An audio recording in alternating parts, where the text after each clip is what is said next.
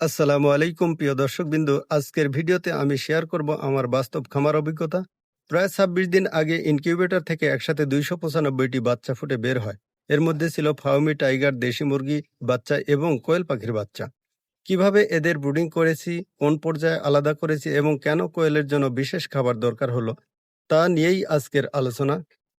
৬০ piece ফাউমি মুরগির বাচ্চা, ৩০ piece tiger মুরগির বাচ্চা, ১৫ পিস দেশি মুরগির বাচ্চা এবং সেই সাথে ১৯০ পিস কোয়েল পাখির বাচ্চা, সব মিলিয়ে মোট ২৯৫টি বাচ্চা।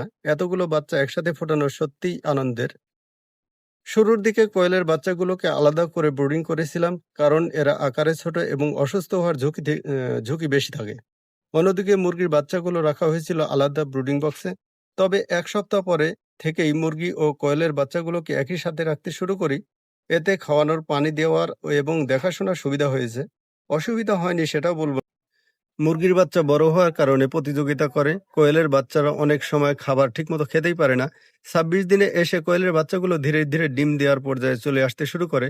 সাধারণত আমার কোয়েলগুলো ৩৭ থেকে ৪০ দিনের মধ্যেই ডিম দেয়। তাই এই সময় থেকে আলাদা খাবার দেওয়া জরুরি হয়ে যায়।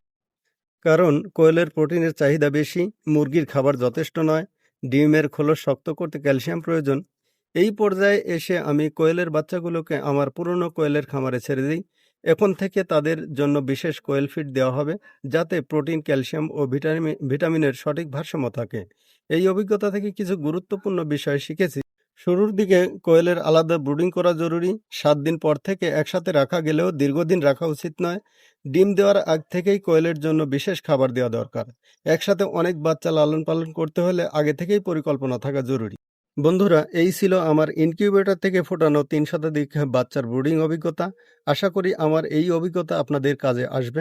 ভিডিওটি ভালো লাগলে অবশ্যই লাইক, কমেন্ট, শেয়ার করবেন এবং সেই সাথে চ্যানেলটিকে সাবস্ক্রাইব করে পাশে থাকবেন।